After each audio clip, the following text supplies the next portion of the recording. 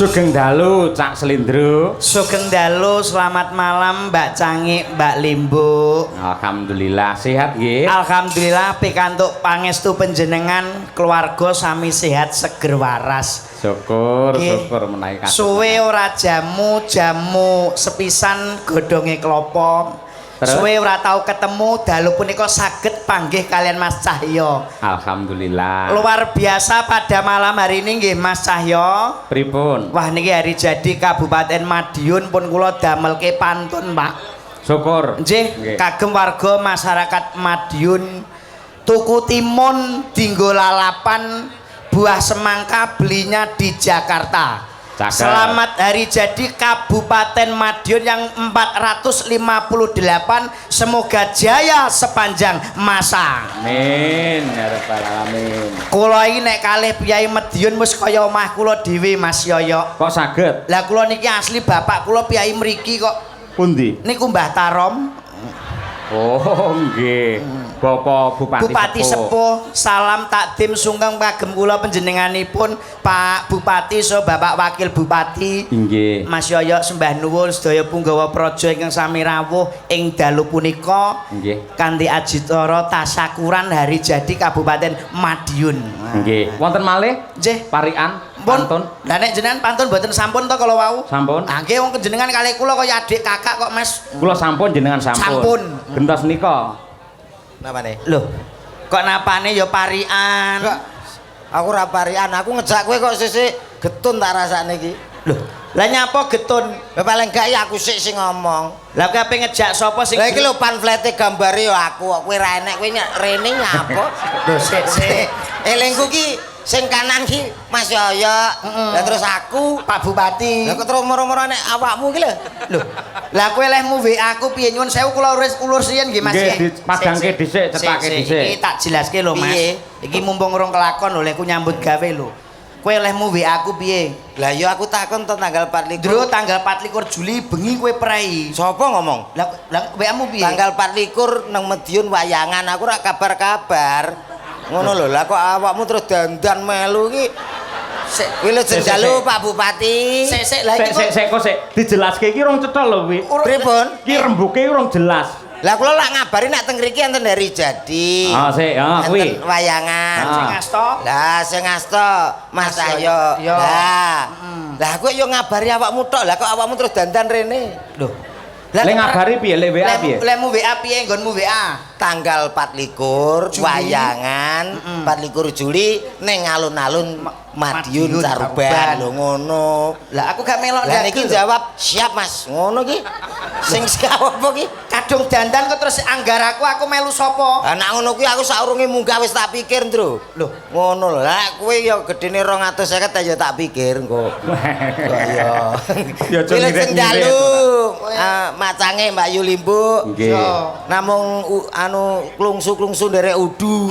Dedonga. Donga apa? Dalu punika mugi-mugi masyarakat Madiun sesuai dengan namanya Madiun. Nggih. Madiun saged mandiri, masyarakatipun guyub rukun Allahumma. Amin. Amin. Yen bab guyub rukun sedaya sampun ndongaaken. Nggih. Pak Bupati sampun, Pak Wakil sampun, kula nggih sampun. Aku ya wis rampung wae lah tak ndongake ya Mas yo. Mosok ya ming guyub rukun sing nggo modal Bojonegoro tekan Madiun ya ming kuwi tok to Mas. Lah kowe ape takon apa wong aku Pak Bupati ki wis kaya anak dhewe kok. Lho, Pak Bupati karo awakmu kuwi Bapak Hari Wuryanto menika pun nganggep aku ki anak dhewe. Lho, mula kula apal panjenenganipun Bapak Bupati. Kowe takon apa wae lho. kowe omonganmu aja Nyun sewu, kadang-kadang masyarakat mriki malah jenengane dereng apal. Lho sik, kula mboten Pak. ngerti malan. Lho, Kula kula menika serawung kalian Pak Bupati wiwit kula tasik Joko lho. lho nggih to? Nggih. Tapi rak dereng ngertos to. Dereng ngerti. Panjenenganipun Pak Bupati menika SD-ne teng pundi? Lah kowe kula saking apale wong dianggep anak. kowe iki SD-ne Pak Bupati menika teng Dempelan. leres Pak, Pak. nggih? Dempelan Pak. Wah, Nah. tiba ya leres ya Mbak Cangik. Ya bener pancen panjenengan kan piyosan dempelan kono. Lah, niku SMP Mas, SMP 1 Madiun. Nggih leres Pak. Wih kok ya apal kowe Mat. Lah aku kok Tapi nek SMA ora mungkin paham ki Mbak lah Cangik. ya saking apale ngerti ngono. SMA SMA 1 Madiun. Sarjana S1 Mas. Sarjana hukum teng Jember. Nggih to Pak nggih? Lah, Kowe kok ya peso Nyolong pedal lho iki. wong ditanggap ki ya kudu ngono kuwi lho Mas.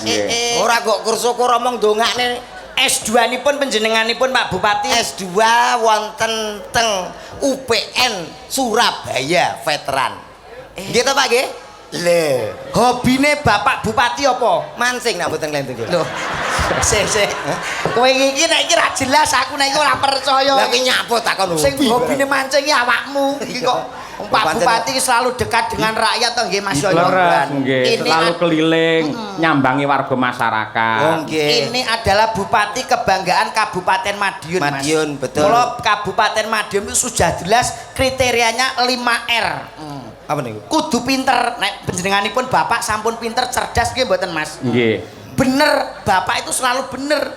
Tur bener. Mesti nek wis bener, biasane Bapak iku kober tilik wargane menyempatkan. Sing pungkasan Bapak ora bakal keblinger. Leres mboten, Pak? Oh nggih. 5R nggih. Pokoknya nek nganggo R itu pasti hebat luar biasa. Nek nganggo? Nganggo R.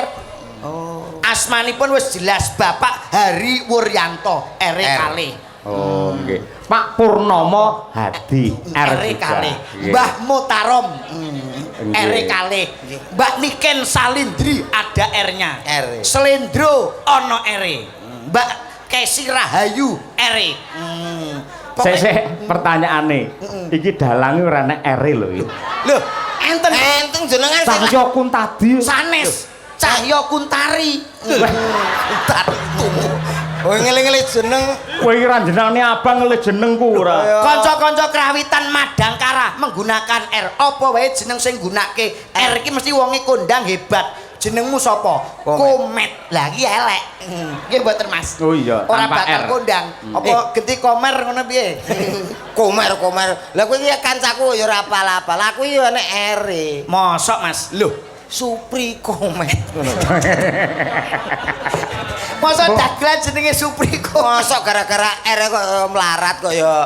Nggih. Kowe ya dongane iki ya sing apik-apik. Ya didongakne. Paling tidak acarane nopo? Hari jadi Kabupaten Madiun. Dadi apa? Loh. Hari jadi Dadi apa? Dadi reok tak bacot cengelmu ki kok. Begini takon nesu lho. Iki pengetan hari jadi nggih Mbak Limbu. Leres yang ke 458. 458 dari angkanya sudah diketahui Apa? 4 5 8 4 tambah 5 24 Sik op. Sik akeh men to kuwi. Kowe iki ngomongmu ngladrak kowe iki guru lho. Iya, Met. iya, iya. Digugulan ditiru lho. Pira-pira 4 tambah 5 iki Iya, iya, songo. Kowe iya. Wis iso 24 iki lho. lho karo kancane dhewe. Banyol iya. yo banyol ning aja maksa nemen-nemen to. Aku ki mau ngetes awakmu ki fokus apa ora ngono lho. Nek iki maksa iki. 4 tambah 5 ki wis 9. Songo. Nah, iki lho. 9 tambah 8 17. Bener. Angkanya 1 dan 7 Maknane maksudnya dari siji yaitu menjadi satu tujuan Madiun menjadi maju, tentram dan juga rukun lho ngono. Mula angkane 1 dan 7 ana sing ngarani 17. Apa kuwi 17? Mugi-mugi saged pikantuk pitulungan kang kawelasan saking Allah Subhanahu wa taala. Kowe kok apal men to Met iki? Aku ya wis lunas ngene iki, Ndro. Aku iki garing nyaur utang. Aja marang dhisik. 17 lak basa Jawa. Nggih. Basa Indonesia 17. 17. Lah iki niku tujuannya jelas. Oh iya. Sik. Iya. Kan bahasa Inggrisnya 17 e piro? 17. 17. Ayo. 17. 17 ini kan Inggris, Pak. Ah, lah iya bener kuwi Inggris. 7 Apa kuwi? pitu tuh. Loh, harus apa ki iso buka kudu iso gulung to Mas Nggih, nggih, nggih. 7 menika. Lho, ya kudu iso. Lah mau jere abahe ngontek-entekane ya sepenti kuwi kok. Mula aku ketikane abahe ngoten. Mula aku awakmu nggo ngarep sik ndro aku. Iya. Aku gak patek lek ambek wonge.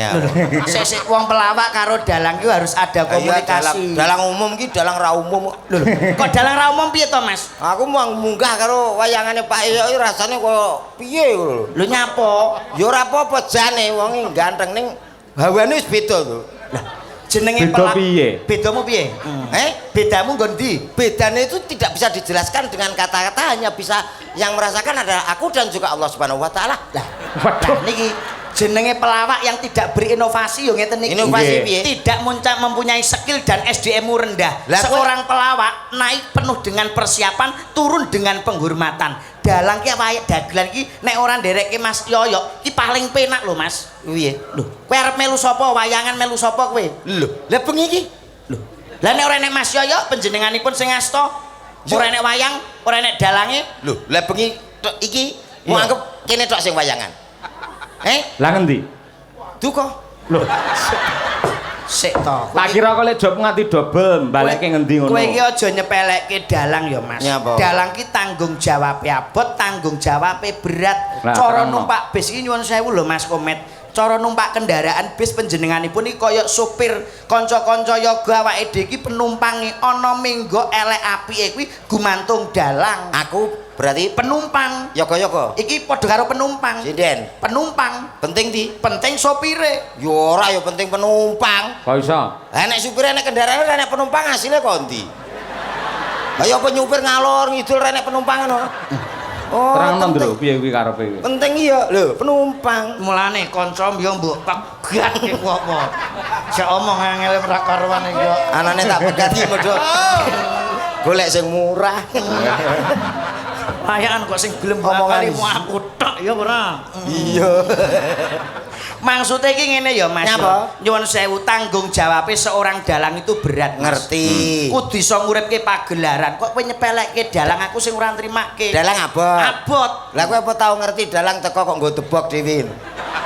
Dalang enteng gari teko terus oh ngono tek ya. Sik, rene met, rene sik. Ah, megah. Aku gak Rene. melu ki. Wis, Kowe- wis mati uripem bengi ki kowe. Lah, wis Aku tau didoni dalang Kowe kok nyepelekke dalang. Pripun? Lah pancen debok iki dalang ngendi to sing nggawa dhewe ngangkat dhewe lak ora ana. Sing dikarepne slendro abot kuwi gaweane. Nuwun sewu. Nggih. Aku ki sewengi utuh. Sampeyan lak gur limbukan utawa bar kuwi gara-gara tok. Nggih. Aku kuwi wit jam 09.00 nganti menjelang subuh. Kuwi cerita terus, pikirane mubeng, mripat nyawang, lambe omong, tangan serakatan, sikil njejeg keprak, ngempet nguyuh.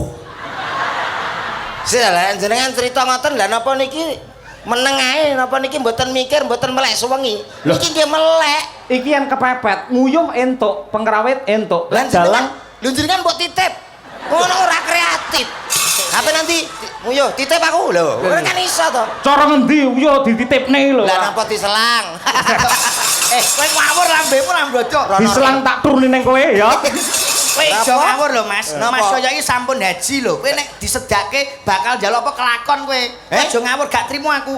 Dalang mbok sepelekke kowe nek ora enek wayang, ora enek dalang arep melu sapa? Baru ngono Mas. Lho.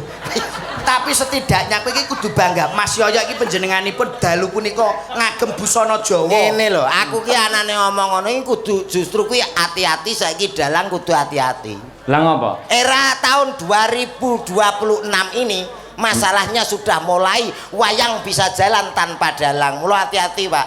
Kudu tetep belajar inovasi kreatif. Piye carane wayang tanpa dalang iki piye? Ora enek ya Mas. Jenenge Enek, wayang iki mesti ana dalange. Heeh. Bakul wayang kae. Bakul wayang kae mosok apa bakul nggawa sak dalange kae ya ora to. Mesti ya bakul tok. Met, wayang. komet. Kowe wis tau ngemut mercon bledos dhuwur ning cangkem ngono. Dereng. Iki pertunjukan dudu bakul wayang. Oh, iya aku gak woro-woro. Kowe iki kok nyepelekke Mas Yoyo. Mas Yoyo iki kabeh piranti iki saka Solo digawa kabeh. Ngerti. Gamelan kagungane Mas Yoyo. Nggih to Mas? Nggih. Apa iki jenenge sound audio iki kagungane Mas Yoyo, mik-mike Mas Yoyo. Kowe modalmu apa ming contong tok iki lho. Lah nggawa mike kok bangga lah nyok. Sik. Kose to? Kowe iki ndagel neng kene modalmu lak tutuk omong. Mongko yen omong sik mikir gini. Ayo. Saiki ndagel lho. Aja dikek mik. Mas Lindro aja dikek. Saiki salam karo para pelenggah. Ora masalah. Terus. Bapak-bapak, ibu-ibu. Mantuk. Loh, Weh. ngawur iki jilake kok mulih. Lagi sing nggawa aku. Sing go yo. Nyileh sedilo. Loh, lek nyilih iki kudune kan menghormati karo sing disilih. Pamane ya aku nyilih dhuwit ning sampean Mas Komet. Kamendhi kula nuwun sewu Mas Komet. Kula sowan mriki, heeh, karo isi-isi ngono ta. Badhe ngampil artanipun. Kowe nyilih meku lho, kok iso malah ngelok-ngelone aku lho. Mak padakne aku bakul wayang iki karepmu piye? Ayo ndodok njaluk ngapura ayo. Sikile piye? Sing tengen. Sikile. Lho, sikile. Aku nggo sikil Aja nyilih miku. Iki mike Mas ya sikile. Sikile. Halah, sikilmu iku lho. waplok. Enek sikil loro. Maksude sing ngarep sing ndi sing ngarep? Kula badhe ngampil. Kurang mendak. Mendak lah. Mendak. Nah. Kurang mendak. Mendak meneh. Nah. Nah. Oh, kurang sopan mendak meneh. Iya.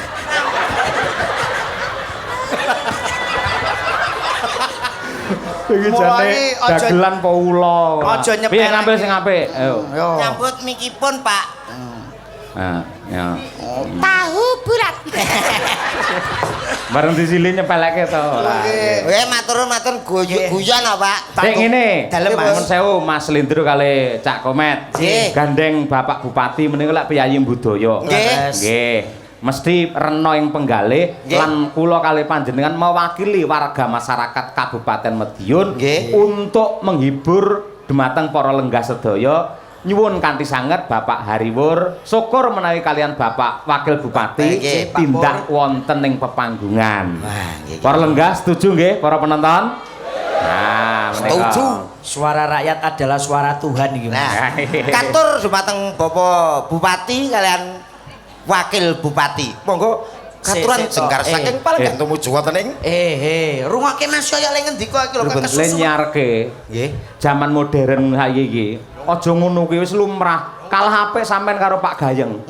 Cara modern iki piye carane? Cara dangdut met dangdut. Nah, Berarti itu gaweanku apa? Iso lah, was.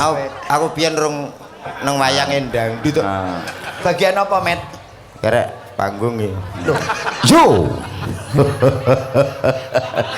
Spesial dalam rangka Hari Jadi Madionco. Kita sambut salah satu nomor satunya Madiun. Ada siapa dia? Yo, loh Pak Bupati kan yo.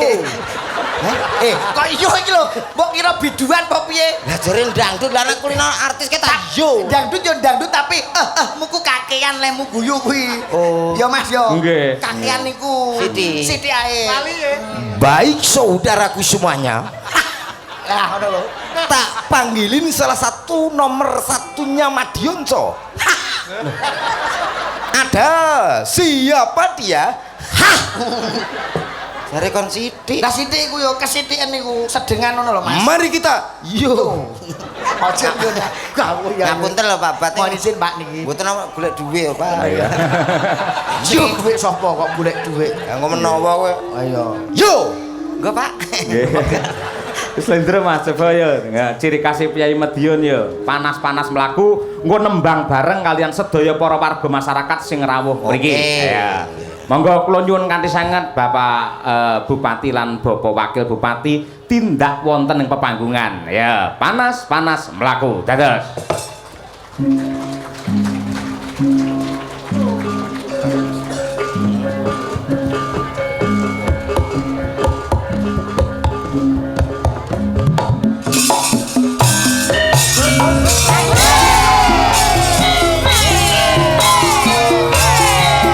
Monggo Bapak Hariwur, Bapak Purnamadi.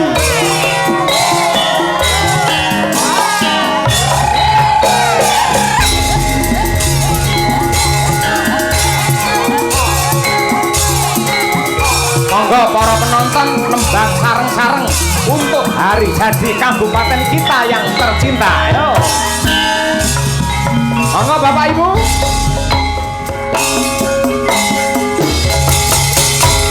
Madiun Ciamis Janji rukun tetap harmonis.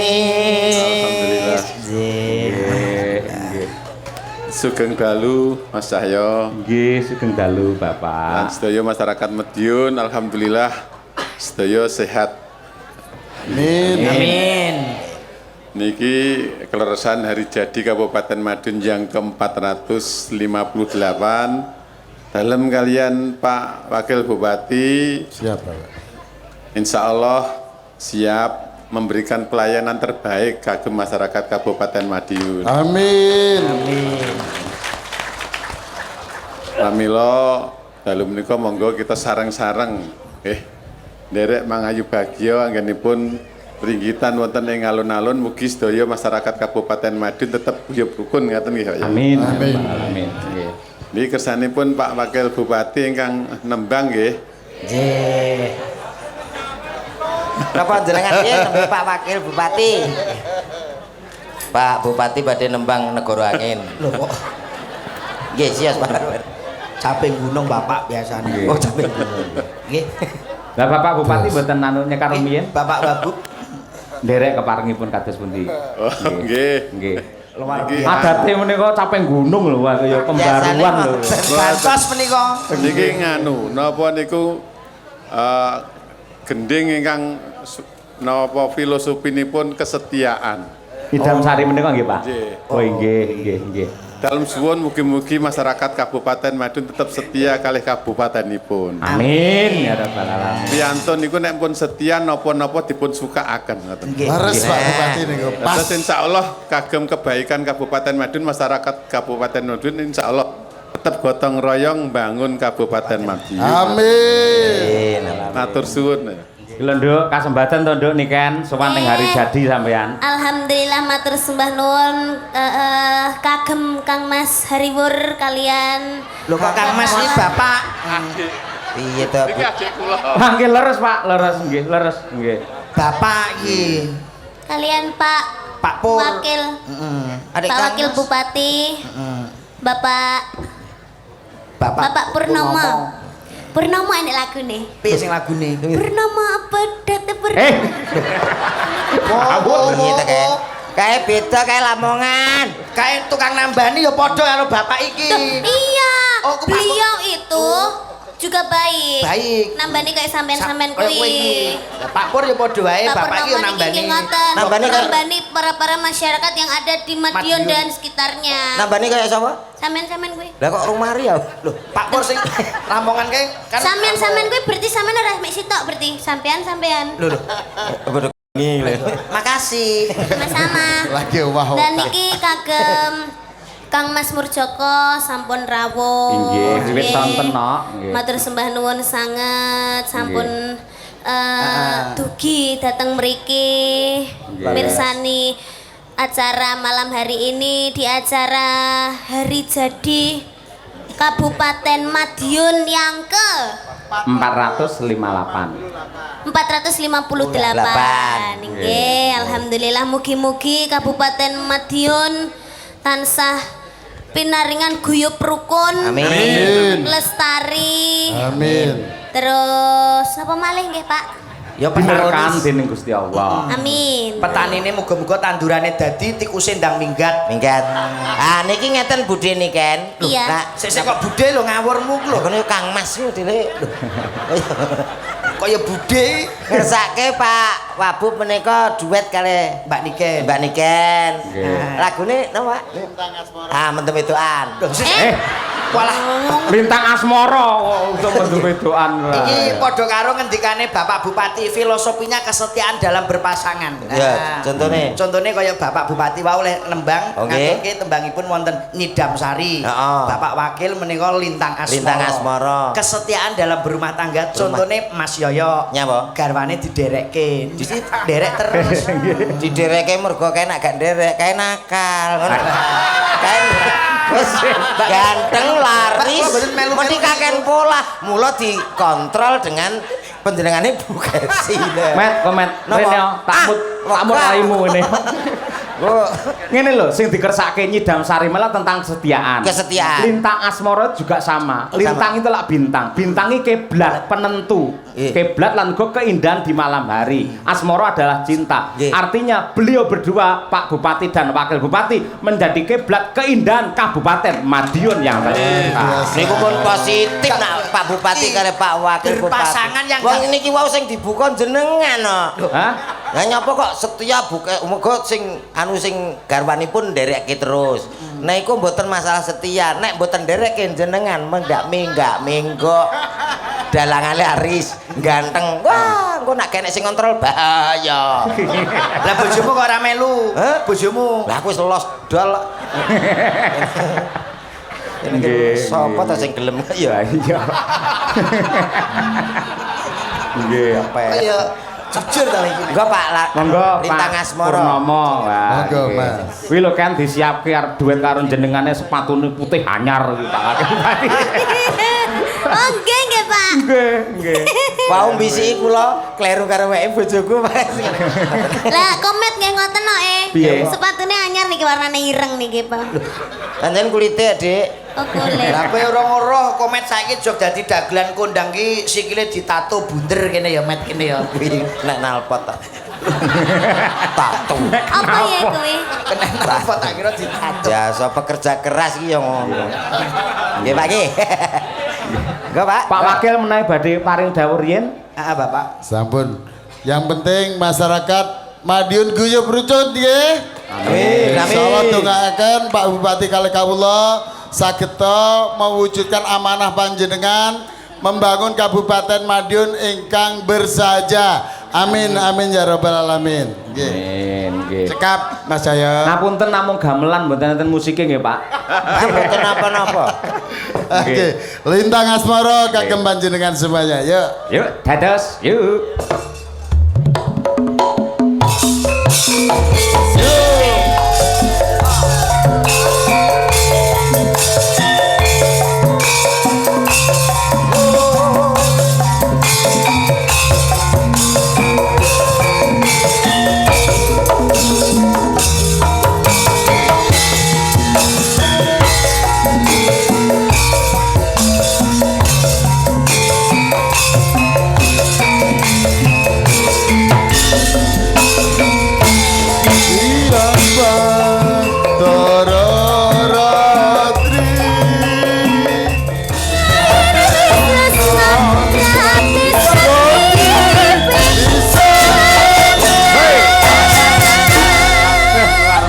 Tepuk tangan untuk Pak Wabub, Pak. Nggih. Sikap semanten. Nggih, sembah nuwun Bapak Bupati. Nggih. Nggih, matur sembah nuwun Kang Mas. Nggih. Sembah nuwun Pak Wabub, Pak. Pak Pur, Pak Bupati sembah kasuwun sehat selalu ya Mas Komet. Heeh. Dalem Pak Wabub. Napa niki? Mboten jenengan swantenipun sae ngoten dadak maringi. Pak niki napa to Pak? Kula malah ewoh Pak. Met aku ora bayar gak apa-apa Met wis ditomboki karo Pak Wabub. Nggih. Ini Ahe koordinator iki. Wah yo ilang nek iki. Awakmu ndi ya wis ora? Apa? Enggak. Gak. Lho kok enggak itu gimana sih? Masalah iki aku lagi bangun mau sholat lah nak menawa awakmu ape sedekah. Sik. Jalah. Kok sik to? Pripun? Iki mong sing nembang sinten? Pak Pak Wabu. Pur Karo? Kali Mbak Niken. Ah, sing maringi arta sinten? Pak Wakil Bupati. Pak Wakil gandeng Pak Wakil nembangi karo Niken iki apike amplope nggih Niken apa nggih sampean? Tadi Pak Wakil bilang gini, Pak. Pripun? Kalau nanti ini di dom ya, tapi yang di bahasa Inggris kok apa sih saya kok didum lho. Dibagi. ini nanti di dom sama pengrawit sama sinden, tapi yang dibawa sama Komet buat panjenengan, Mbak, gitu katanya. Berarti sing tak gawe iki nggo sampean. Iya, katanya gitu. Lah iya tak gawakno. Iya makanya. Loh, Kok raimu elek ngono? padha rambadroke ta. Diomongi ya. Angger enek-enekan iki aku. Selamat malam, Dik. Sik to, ora entuk akhire sampean. Dek, mboten. Nyanyi ora. Nah iki Mas Yoyo lho jelas. Nyanyi. Sabar Met. Saestu. Tulung gandeng bendarane Bu Kesi, tulung kekno Bu Kesi. Oh, gitu. Ora apa-apa, Met. Innallaha ma'asobirin, wong sabar kuwi Kekasih Gusti. Tapi Innallaha kasihan. ma'asobirin, wong Ya. sabar kuwi. Sesuk ya ditak-itak kancane kok ya. Tapi kasihan kamu tadi nggak dapet. Nggak sama sekali. Ndak sama sekali. Ya ini ada 2 sih. Ya wis berarti sampean satu, saya satu. Enggak. Lalu, lah Kamu itu bilang sendiri, minta sendiri. Gak, aku ning kene lha. Ojo, bangun sini-sini masuk njaluk dhewe. Ki tenang, ki malah ki nyoh. Kok kono neh. Ora. Ora Kan. jelas nek iku. Kan. Ya. Nah, nggih. Dibuka sik, Matur dihitung suwun, aja kurang. Matur nuwun, Pak nggih. Ya, dibuka Suwun, sik. Met. Oh, Iki nyuwun ndak sewu. dadi fitnah. Ayo. Iki nek ora dalang sing idolane jenengan iki ora mungkin. Sabar, Met. Wis Nggih. jelas iki. Sembah nuwun. Kok aku separohe ndak apa-apa, Met. 150 gak apa-apa. Lah, ikhlas aku. 150 untukmu. Iki lho. Ora apa-apa. Piye? Yo jenengan nak badhe buah napa? Maksudnya iseni. Iseni Mas yo ya butuh ngono lho. Tak gawa ya ta? Nah, Met, Sapa? milih di kiri apa kanan? Oh, bedean, Met, bedean, Met. Nah. Sing nyekeli mik mbok aku ae timbang Joko kono ya, Met. Ayo kok ngegron lho wi. Ngegron iku nyapa? Kok ngegron? Mosok ora kok ya. Ya wis kawakno. Ini slendro kene. Oh ya, kene-kene. Iku enek bagiane dhewe. Oh ya, siap. Nah, Nah. milih. Oh, bedean. Kiri apa kanan? Kanan. Hehehe. Lah lucune ndi iki? Iki yang ini. Oh, iya. Kleru milihmu berarti. Milihmu kleru-kleru. Nggih. Milih nih. Milih nih, mau enggak milih nih? Ya milih nih. Nah. Kananmu keliru kok. Ayo, milih nih. Iki nek gak mbani kan gak mungkin awakmu di paringi. Kiri. Ya.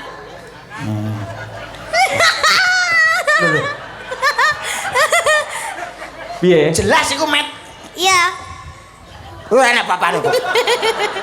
Wis ora. Oh, sabar. Ora entuk apa-apa. Rene. Wis gah. Lek cerdas sampean pinter entuk 100. Rene, mesake mosok ora entuk dhewe, adoh dhewe Bojonegoro. Saiki jawabane wis 100 to? Jelas. Iya, heeh. Jawabane wis jelas. Nggih. Pokoke anggere sampean jawab kodhok entuk 100. Ngoten tok. Heeh. Lho kok- Sing penting intine lak kita caos ning jenengan. Oke. Entuk 100 men nyuwun sewu jenengan ora mringkus raine, ngono lho. Ya ta. Oke, oke. Anggere jawabane kodhok Kodhok. tak wenehne jenengan. Oke. Kewan apa sing sok disuweke? Kodhok. Nah, ning kene sik ya. Aduh dicukuk. Nah, pertanyaan kedua. Kewan apa sing suarane kung? Kodhok. Nah, kodhok. Ayo. Sampeyan dhuwit karo kodhok milih ndi? Kodhok. Nah, ya wis. Met. Duit, Ding. Eh? Anakmu ya butuh mangan lho, Met. Lah kono kon jawab kok. Met. Anakmu ya butuh mangan lho, Met. Lah kok wis bergandeng. Lah yo pas to, salindri karo salendro. Lah waduh. Salindri iki salewang iki. Niku saleho. Salew. Salindri saleho. Iki Lah. wis takdire karo Allah taala, Met. Allah. Sing lanang yo dasare sing wedok yo ayu, sing lanang gagah dhuwur, Met. Oh, alah. Iya iso kakak dhuwur piye Kok maksudnya? sakmono kok gagah dhuwur. Jane iki gedene sak petelot. Aku iki rumangsaku Tapi dagang paling iki rasanya pelek nyuwun sewu Mas yo. Iki tak Iya. dikai Mbak Niken mohon izin. Iya, Mas Upama Lendro. ning donya iki ora enek sapa-sapa eneke wong lanang ming loro tok komet karo slendro. Sing mbok pilih ndi? Kowe milih piye? Oh milih diri to mesti Dik. Umune kan rong ngomong bunuh diri lho ora. Eneng pilihane gur ngene tok e. Kaya alok mati ya. Lah nyapa mati wong pilihane ming loro lho, Met. Adam karo Hawa duwe gathukan, duwe gandengan. Wong ki mbok sing sadar, sakmene mbiyane masyarakat Madiun ki ra kok trimo nonton wayang ning pengen ngerti sapa rak raro to. Lho, pengen ngertos sinten, Bu? Krungu kowe, slendron apa mboten? Lah kae sapa? Ayo ngono to. Kowe iki kesulaan Niken Salindri ki apik. Kok kene Salindri terus kowe. Lah tapi kan iki pasanganku wis rasi nggih Mas nggih. Aku sing ra pengertian ngono ki aku ya golekne. Aku tak golek dhewe aku. Yo golek dhewe kene-kene. Oh iki jelas sinden madang geden. Lho, sing- Hah? Madangkara. Oh ya biyen madang geden, Pak. Madang geden iki abahe iki madang geden. Madang karane iki enten sinden favorit kula. Mosok niku. Tenan ora? Sek legan lulusan isi. Oh iya, tadi sing pas padha karo aku sejajar seimbang. Mari, Dek. Ini tak kenal ke.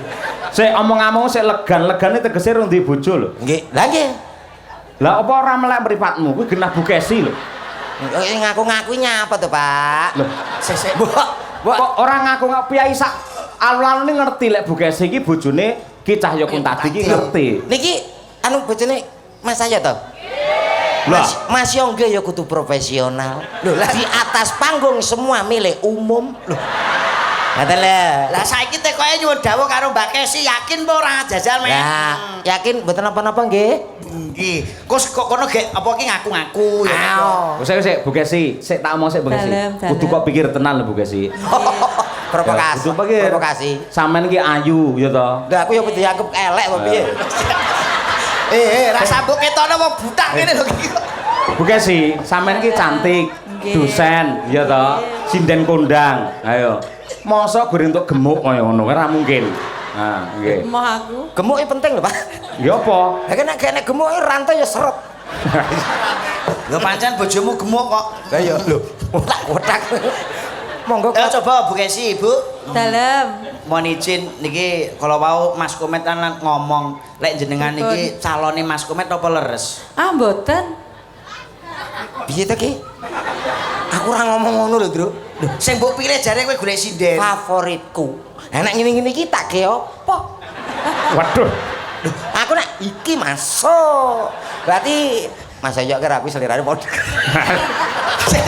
Padha apa nyuwun sewu lho Mas Yoyo. Kula iki nek tenggene Mas Komet niku isin, Pak. Apa? Nek kudune piyambake rak cilik kaya kula niki bojone paling gak nggih awake rada cilik. Niki bojone niku awake niki bobote 130 kilo. Nek arep mlebu lawange miring, Pak niki. Aku iki mau ngono ya apa geloblas. Loh, orang itu mempunyai kriteria. Lah kriteria Favoritku ya wis ngono-ngono ku. Mbok ya dikon olahraga. Alah. Kaya Mbak Nika niki awake. Tanggoku lagi 3 dina wae iki lho. Kelangan bojo. Loh, Lah kok iso iki? gara-gara langsing kuru. Dijak buah. Jak nada manter GL Max buyanter lebat. Teko mah ganti cahe.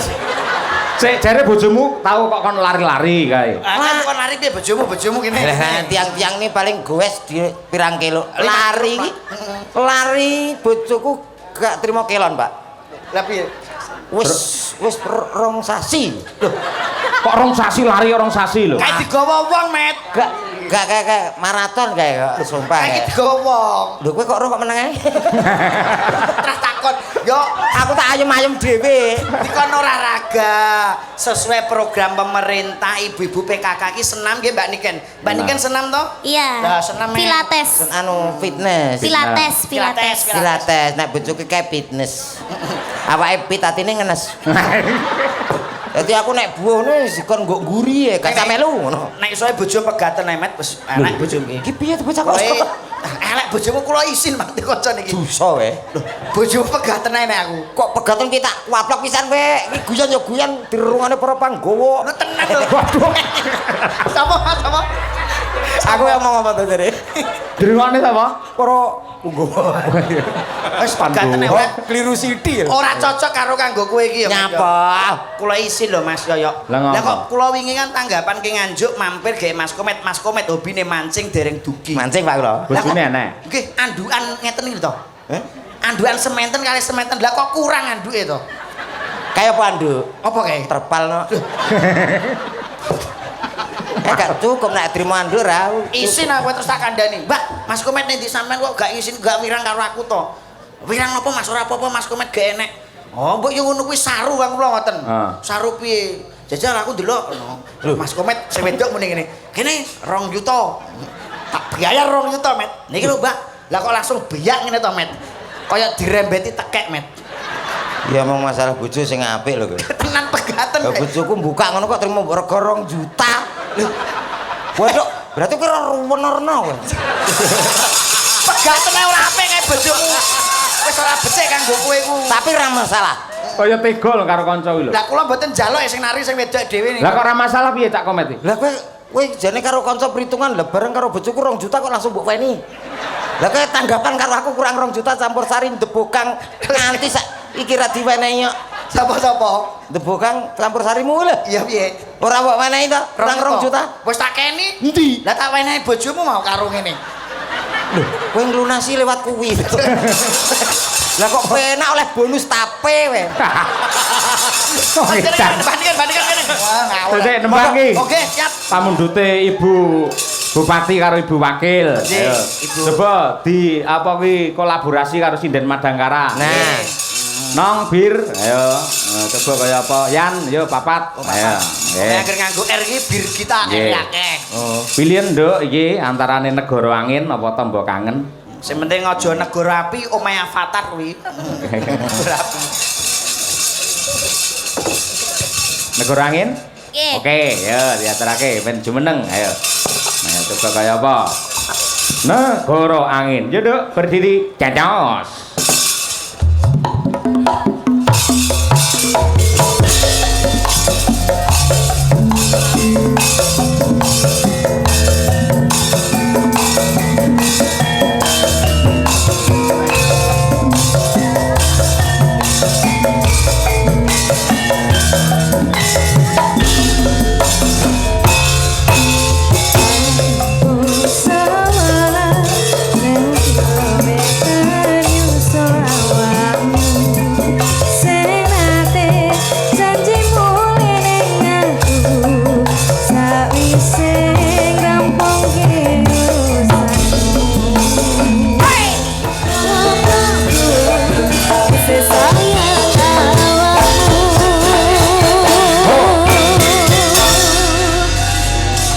Matur sembah nuwun. Wah, kolaborasi yang luar biasa. Lah nggih, kula nggih gumun salut kalih Madangkara lho, Mas Yoyo. Pripun? Iki kan biasanipun menawi wonten nggen kula digarap ngangge musik. musik Nggih. campur sari biasa. Madangkara wis. Madangkara aja maneh kok negara angin iki segara kidul digarap kok. Lho Segara Kidul lagune Wih. Mas Deni sing terbaru iki. Heeh. Lagune sing piye ku, Mat? Sing Ngawur ya iki. Ora mengikuti Gen Z ki ngono Nggih. kuwi. Napa ta sebabe kula kok mesti namung gamelan murni? Napa Nggih. menika, Mas? Gandeng gamelan menika lak produk orang Jawa. Jawa. Produk para leluhur awake dhewe. Nah, Alangkah indahnya kalau memang warisan dari para leluhur yang kita kembangkan, yang kita promosikan, bahwa kita tahu terhadap jati diri bahwa ini adalah produk Nusantara. Nusantara. Luar biasa. Nggih. Lah menika ugi wonten dawuh, Mas. Nggih, Mas Yoyo. Saking Pak Lurah Kebonagung. oke. Nggih, sugeng dalu Mas Dalang dalem wonten ing sebelah panggung. Ngaturaken selamat kagem Bapak Bupati kalian Bapak Wakil Bupati anggenipun memperingati hari jadi Kabupaten Madiun bersahaja. Mugi Madiun jaya selamanya. Amin. Nggih. Nyuwun gending caping gunung sampun kesupen benjing dalu tawi mangke dalu kasuwun gentos wayangan wonten ing Kebon Agung dalam rangka bersih dusun Wates.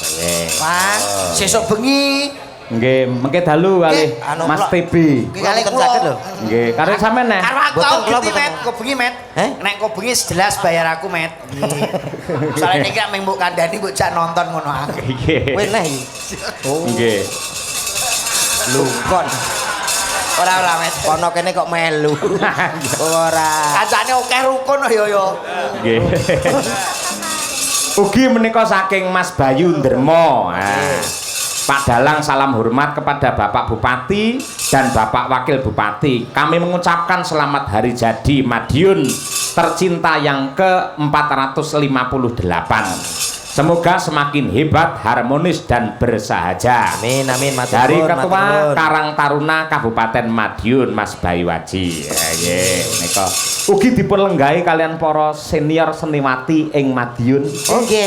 Menika Ibu Endang Sulastri. Ya. Nggih, Wendang. Tak tim Bu Endang Wendang. menika Oh, lenggah. nggih, Nggih kalian Bu Mas Adit nggih. Wau wonten Mas Naryo wonten Mbak Uun sing mandegani para panembromo sonten wau. Oh nggih. Mangke wonten goro-goro tetep bersama Mbak Niken Salindri malih. Oke.